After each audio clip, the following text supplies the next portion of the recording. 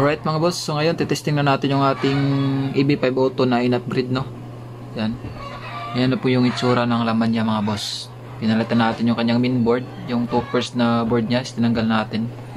Pinalitan natin lang Rocola expandable, yan, 6 pairs. Yan mga boss, testing na natin. So, play lang tayo ng audio.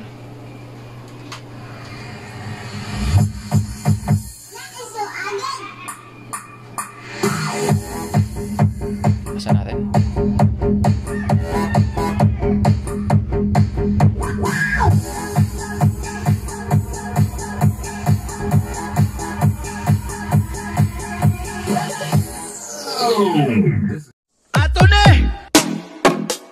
You are now watching Nick Albatronics.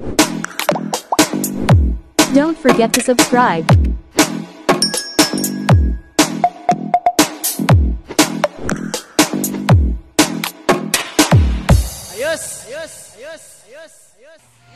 Alright mga boss, welcome back sa ating channel, no? Sa Nick Albatronics. In today's video mga boss, meron tayong tanggap dito na Sakura 502. Itong 502 3US. Yan. Ito po ay papa-upgrade. So yung kanyang board na main amp is papalitan natin. Yung papalit natin mga boss is Sakura expandable. Tapos lagyan natin siya ng protect. Kasi gusto ng may-ari, pang malakasan, no? So, papalitan din natin yung kanyang supply. Yung supply kasi nito is 034 volts lang. So, papalitan natin ng 55055. Yan. So, itong Sakura to mga boss, yung upgrade na gagawin natin dito is yung main board lang yung papalitan niya. Yung kanyang mga knobs, tong mga tone control niya is as is pa rin. Pati yung kanyang loudness, is bass, itong selector niya. Yung main volume natin na gagawin dito is ito pa rin, left and right, para magsabay pa rin yung dalawang channel. Kasi yung gusto yun yung gusto ng client. So as is lang tong mga tone control niya, ito kanyang mic. Ang papalitan lang is yung board niya. Yan. So baklasin natin, tatanungin natin yung loob niya mga boss. Yun, so ito yung kanyang laman mga boss, no. So ito yung kanyang power supply na mayroong 034 volts lang to. Yan. So masyadong maliit din. Tapos tong mainboard niya, tanggalin natin. Kanyang OPT mga boss is 19441 saka 5198 lang. 2 pairs per channel, no. Papalit natin dito is 6 pairs per channel. Yan. Itong dalawang ikap na to is tatanggalin din natin. Papalitan natin ng 4 na 10,000 UF 100 volts. Yan. Yung pinakamin natin dito is ito yung tatanggalin natin. As is tong mga ano niya, tone control at saka yung mga preamp niya. So lilipatin natin ito ng pwesto kasi maglalagay tayo ng filter board dito. Yan. Dito sa power supply natin mga boss, yung filter natin na gagawin is ito yung papalit natin, no? Yan. 100/10,000 UF. So Rubicon po to. Yan, Rubicon original from Drain Electronics sa Shopee. So bali 4 to mga boss. 4 pieces yung papalit natin. So upgrade, no. Yan. Yung 3 tsaka yung isa. So PT naman mga boss, lalagay natin 6 pairs, no. Ito. So meron ako ditong 6 pairs, bali 24 pieces to. Yan, 6 pair per channel na. Yan. So kay Drain Electronics din to sa Shopee. So rig naman yung mga pisa niya mga boss, so legit. Yan, so di na natin patagalin pa. So gagawa na tayo ng circuit para pampalit dito.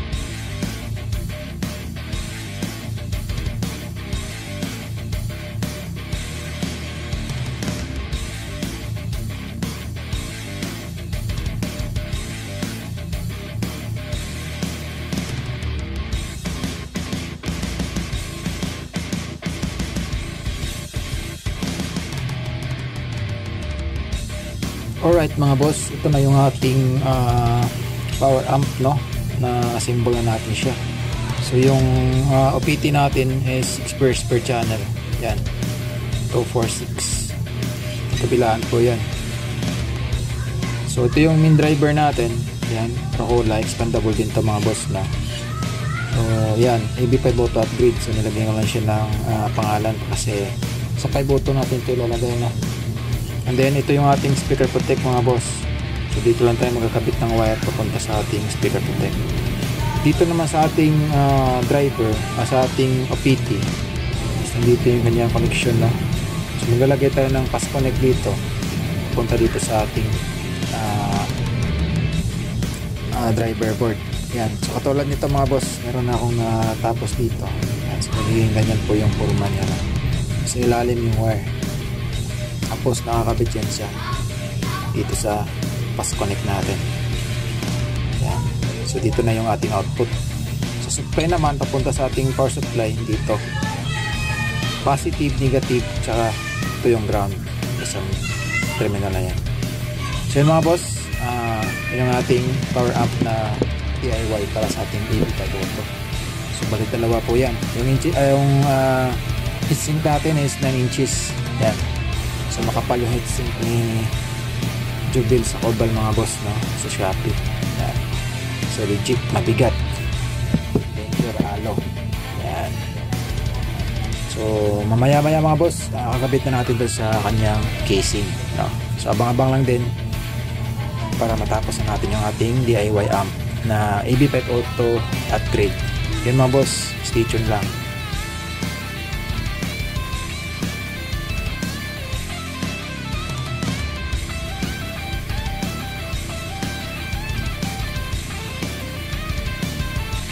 Ito na mga boss, no. So ano natin, ilalagay natin yung ating amplifier na ginawa ngayon, yung ating upgrade sa ating EB5 Auto US to. So yung mga board niya mga boss is naka-symbol na. Yun yung Rocola yung gamit natin. So siya mga boss, no. Yan. Isang channel. Tapos dito sa kabila naman is isang channel din. So bali right pa mga boss. Yan. Ganyan yan siya mga boss, no? 6 pairs per channel tayo para mas sulit yung ating upgrade. Tapos yung supply ng 5 auto, pinalitan natin ng AB735 para mas lumakas yung kanyang supply. So stay tuned lang mga boss at ikakabit natin lahat ng ating mga ginawang upgrade dito sa ating 5 auto. So siya nga pala mga boss is nilagyan ko din siya ng bleed indicator dito para sa ating protect, signal, clip at saka yung ating active. Yan. So bali 4 na LED, left and right yan mga boss, no? So dito wala tayong binago sa control niya, is the same pa rin. So as is lang po yan mga boss. Yung volume natin left and right is ito pa rin. Yan. Kasi hindi niya pinagalaw nung may-ari yung front panel niya. So okay lang daw yun dito magbutas ng ano para sa LED. Itong mga control na knobs na to, hindi natin pinalitan, hindi natin tinanggal. So yan. So integrated pa rin siya, pero yung laman niya is power amp na. Yan. Stay tuned mga boss at kakabit natin lahat ng ating mga parts, no.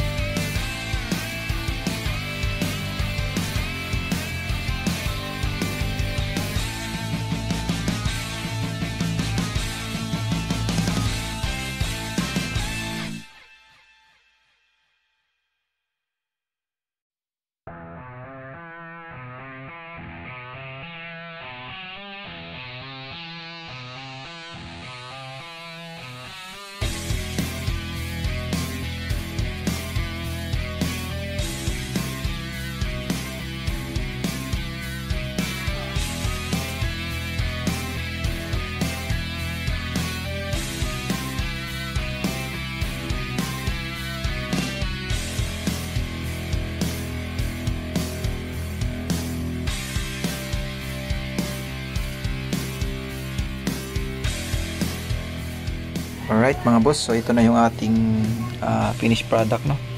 Ating ginawang upgrade sa ating 502. So yung pinalit natin yung kanyang board, tinanggal natin yung kanyang pinaka main board, tapos pinalitan natin ng Rocola, to 6 pairs, yan, left and right. Ito yung driver nya, yan, Rocola EB502 upgraded na yan. So meron din tayo ditong speaker protect, yan.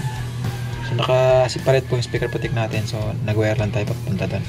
Tapos yung ating papiti dyan, yun yung supply niya mga boss, pinalitan din natin sa ano na to, AB737.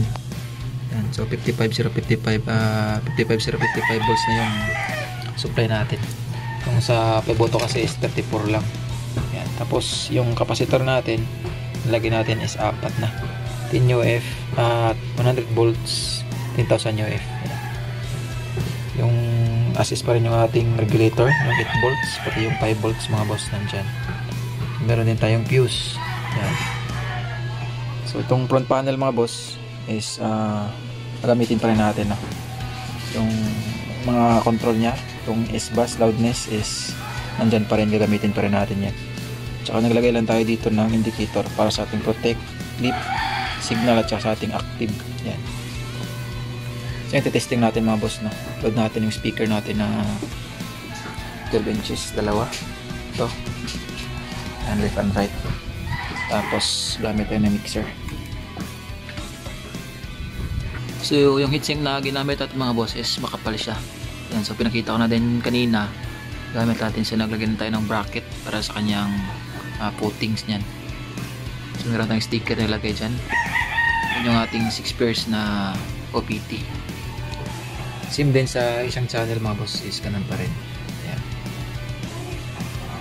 So balikan yan yung forma ng ating EB502. So mas malakas na to kaysa dati mga boss. Yan. So testing tayo mga boss, play tayo ng music. So right mga boss, testing na tayo, no? So meron tayong audio dito. Yan, computer yung source natin. Tapos meron tayong mixer, no? Yung input na mixer natin. Yung kanyang out punta sa ating input ng ating amplifier. So naglagay din ako ng tweeter mga boss, left and right. Yan, yung speaker natin nandito. Yun. So gamit muna tayo ng test bulb para ma-sure natin kung may problema ba yung ating circuit o wala. So power on natin mga boss, tapos tingnan natin yung bulb. Yun. So protect, then active. Yan, so ready na yan mga boss. Check natin kung meron ba tayong input dito.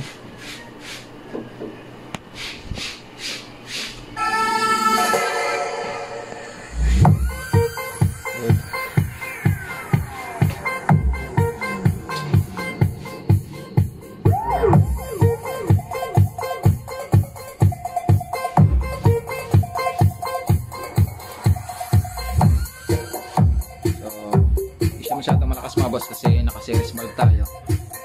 So ngayon i-off natin para i-direct natin sa outlet. So power off lang muna. Bunutin natin to. Transfer natin sa diretsong outlet nya. Yan. Then power on natin ulit. Protect, active. So, volume tayo.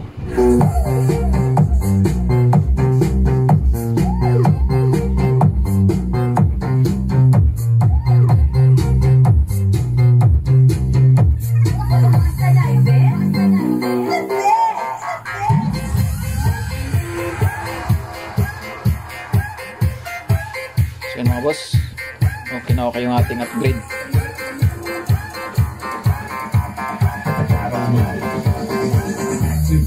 Lakasan natin.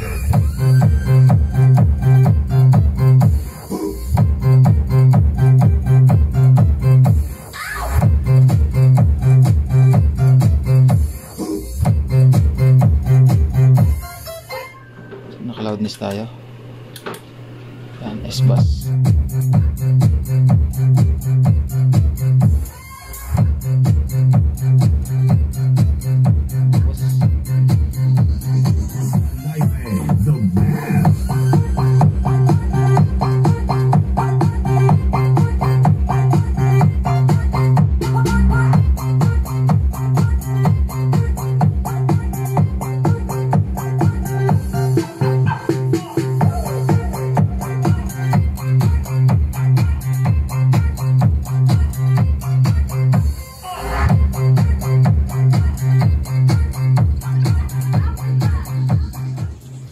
boss. So sulit na sulit yung ating upgrade, no.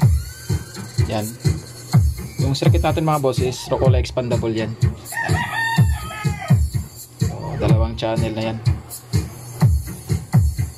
Okay mga boss. So yung mga wires natin is dito natin pinadaan sa gilid para ma-harness natin siya ng maayos. Yan.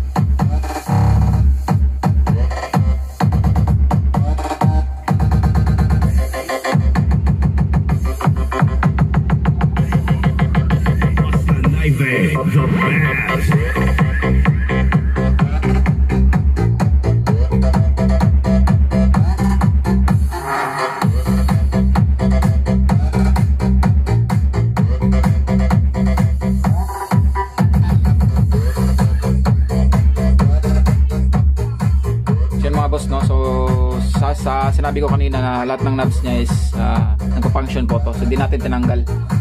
Yung pinalitan lang natin sa kanya yung supply, yung kanyang mainboard, yung tone control niya, at saka yung sa mic is meron na ano pa din, as is pa rin siya.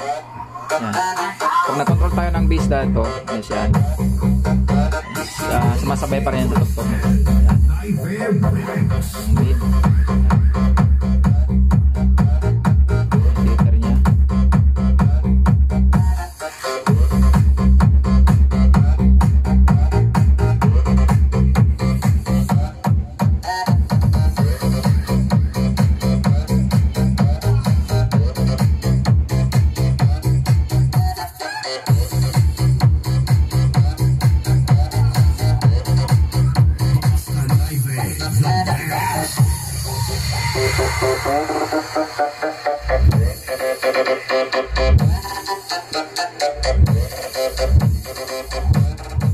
Alright, so yun mga boss yung ating Sakura AB5023 US na upgrade din natin yan siya sa power amp version.